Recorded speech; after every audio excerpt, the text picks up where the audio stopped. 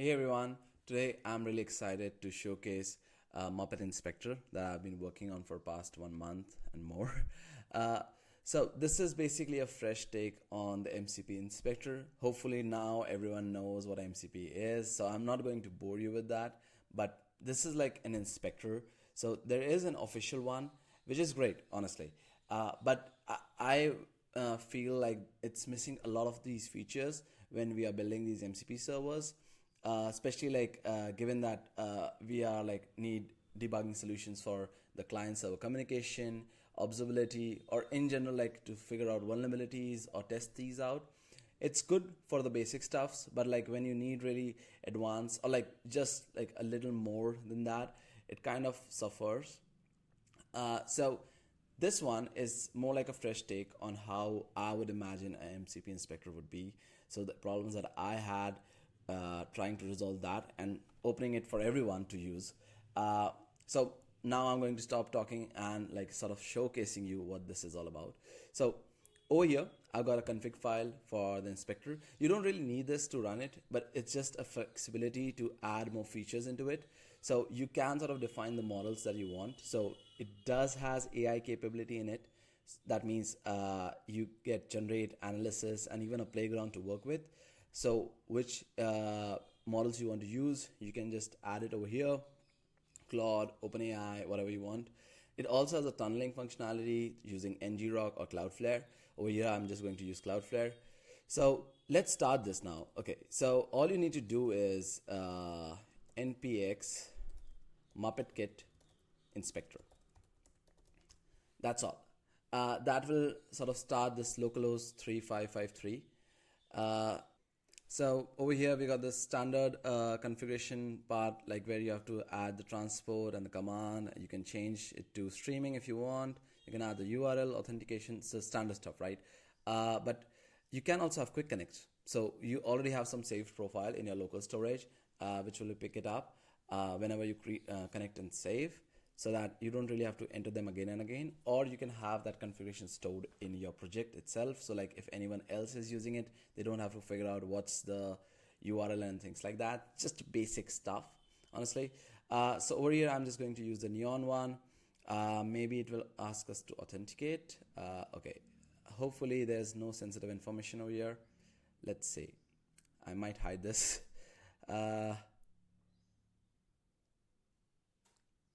Yep. So now over here we can see like which server we are connected to, the version of that server. We can disconnect from it. Now let's go to the Explorer. This is like the basic MCP inspector stuff. You got all your tools, resources, everything. You can choose your tool that you want to run, and then over here the form is displayed. You can send a request. Yeah, you got the response. But like one of the things that I kind of had issues with was like refilling this form again and again. So that's why we added a JSON mode. So once like you have filled in the form, you can just copy this part and paste it continuously, so that like you can test them fastly. You don't have to like fill in these big forms. And also like there's our basic forms, right? So you don't really need to generate them again and again, like sort of fill them again and again. You can generate that. Now, like this is not able to generate it because like as you can see, the JSON has like these entries, but it's not really able to understand like what information should we add over here. So what I can do is like I can click on this configure icon so that I can add some context regarding the generation part. So this is about the demo project, things like that. I can change the model. So you can see I've got the mini and nano, which I added in the configuration file. Click on generate. Yeah, it added the demo search. It basically generates based upon the input schema. So if they have the proper description and all that to sort of make it understand like what's going on, it can generate that. So that's sort of a neat functionality over here. You can look at the schema, like what you're getting over here. So that's one part. And it also has a scoring functionality. So we know like prompting is hard, right? Writing a proper description or the input schema can be quite hard, like to like sort of describe like what this functionality does. So it tries to give you some analysis of like what things you can improve. So the total overall score is 7. You can do some sort of these improvements, or maybe like, like this one doesn't make sense. So what you can do is again add some context regarding this and maybe change the model, and then again sort of run this. So that's one part of it. Similarly, you have static resources, like these are the standard stuff. You can go in the form and run it. Now, like one of the other things that we sort of struggle with is the scanning part to figure out the vulnerabilities. So we have added the MCP scan inbuilt in it by Invent Labs, Invariant Labs, sorry. So it gives you just like these basic overview of the issues that could be an issue in your servers. So that's one way of doing this. It's basically communicating with their API to sort of give you this information. Then we have got a playground. So this is where you can like kind of communicate with your MCP server with different LLM models. You can choose the one that you want to use. I can say hello. Now this is like just basic chat window built using Assistant UI. Now this is an experimental board because we are using AI SDK and they still have this sort of experimental wraparound MCP clients. So that's some support which is coming in later. But yeah, we have got that covered also. Now, whatever requests that we done over here, it's coming over here. We can ping them. So that's coming here. I can look at the responses, the request, loop through them. Okay, I can send them again. Yeah, or maybe I can update them if I want to change some part of it, or just copy the response and maybe like do this later or just send it again. So that's one part, timestamp filtering, method filtering, basic stuff. Now, one of the core things that kind of thing that I faced issue was like I got no clear idea like how the client is interacting with this server. So when I'm building a server, I have to add a lot of logging, and then to like sometimes I miss some stuff, so I have to do it again.